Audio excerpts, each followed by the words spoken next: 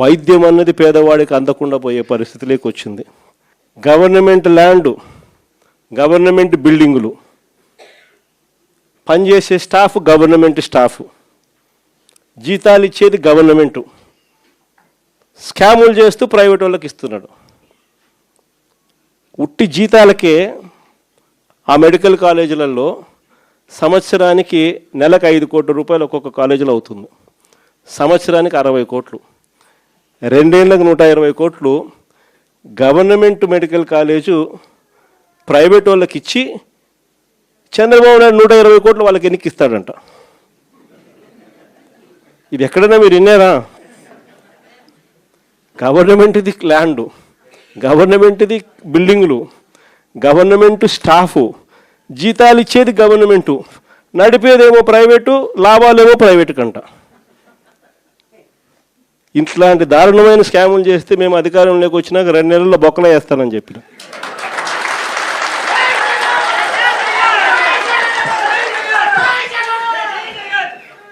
మనం ఎప్పుడైతే ఆ మాట చెప్పినామో అప్పుడు ఒక్కడు కూడా ఆ స్కాముల్లోకి మేము రాము, మాకు చంద్రబాబు నాయుడు ఈ కాలేజీలు వద్దు అని ఏకంగా చంద్రబాబు నాయుడుకి చెప్తా ఉన్న పరిస్థితులు మొట్టమొదటిసారిగా కనిపిస్తూ ఉన్నాయి. ఇంకా వ్యవసాయం గురించి నేను చెప్పాల్సిన పనిలా, ఏ పంటకు గిట్టుబాటు ధరలు రావడంలా, ఎక్కడ చూసినా దళారీ వ్యవస్థ, చివరికి ఎరువులు కూడా బ్లాక్లో కొనుక్కోవాల్సిన పరిస్థితులకి మొట్టమొదటిసారిగా రాష్ట్రంలో చూస్తూ ఉన్నాం. మన ప్రభుత్వ హయాంలో ఉన్న ఆర్బీకేలు ఈ పొద్దు తెరమరుగైనాయి. మన ప్రభుత్వం హయాంలో ఉన్న ఈ క్రాప్ వ్యవస్థ ఈరోజు నీరు గారిపోయింది. మన ప్రభుత్వ హయాంలో ఉచిత పంటల బీమా ఈరోజు కనపడకుండా పోయింది. మన ప్రభుత్వ హయాంలో ఉన్న సీజన్ ముగిసేలోగానే సీజన్లో జరిగిన నష్టాన్ని మళ్ళీ తిరిగి రైతులకు ఇస్తున్న ఇన్పుట్ సబ్సిడీ ఈరోజు కనపడకుండా తెరమరుగైపోయింది.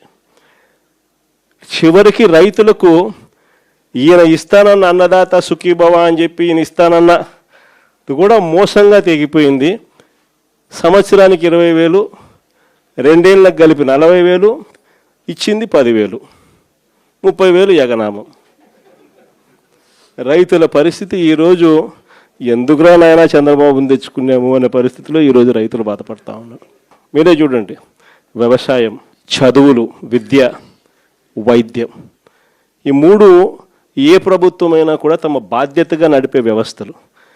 3 వ్యవస్థలు పూర్తిగా కుప్పకూలిపోయినాయి. 4వ వ్యవస్థ లా అండ్ ఆర్డర్. ఈరోజు రెడ్ బుక్ రాజ్యాంగంతో 4వ వ్యవస్థ పూర్తిగా దిగజారిపోయిన పరిస్థితిలోకి ఈరోజు కనిపిస్తూ ఉంది.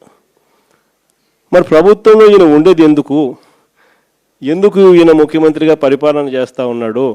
అందరికీ అన్ని ప్రైవేట్ ప్రైవేట్ ప్రైవేట్ ప్రైవేట్ అనేసరికి ఆ ముఖ్యమంత్రి కుర్చీ కూడా ప్రైవేట్కి ఇచ్చేయచ్చు కదా. ఈయనకి అన్ని ప్రైవేట్ ప్రైవేట్ ప్రైవేట్ అనేటట్టుగా అయితే ఈయనకి ఎందుకు ఓటు వేయాలా? ఈయన ఏం చేయడానికి అని చెప్పి అక్కడ ఉన్నాడు. ఇలాంటి పరిస్థితుల్లో ఎవరైనా ప్రజలు ప్రశ్నిస్తే చంద్రబాబు నాయుడు గారికి అసహనం, వాళ్ళ మీద కేసులు పెట్టడము, వాళ్ళ మీద తనకున్న కోపాన్ని చూపించడము, ఇవన్నీ కూడా జరుగుతూ ఉన్నాయి. ఇలాంటి పరిస్థితుల మధ్య నిజంగా వైఎస్ఆర్ కాంగ్రెస్ పార్టీ ప్రజలకు తోడుగా నిలబడే కార్యక్రమం చేస్తూ ఉంది.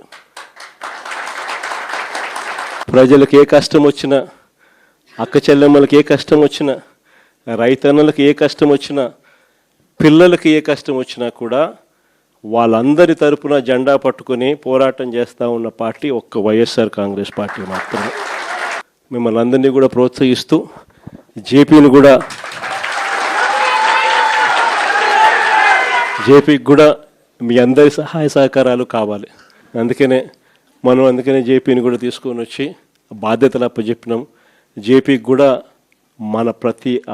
మనలోని ప్రతి కార్యకర్త కూడా జేపీని కూడా మన సొంత కుటుంబ సభ్యునిగా భావిస్తూ మనం అందరం కూడా తోడ్పాటు ఇస్తేనే తాను కూడా గట్టిగా నిలదొక్కుతుంది.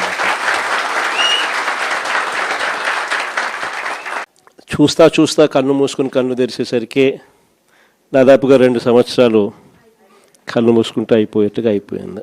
మొత్తానికి 5 బడ్జెట్లు ప్రవేశపెట్టే అవకాశం రాష్ట్ర ప్రభుత్వానికి ఉంటుంది. అందులో 2 అయిపోయినాయి.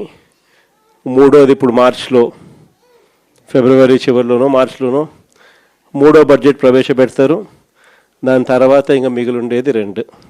ఇక్కడ నుంచి ఒక 3 సంవత్సరాలు. ఆ 3 సంవత్సరాల్లో 1.5 సంవత్సరం పోతే దాని తర్వాత నా పాదయాత్ర కూడా స్టార్ట్ అయిపోతుంది.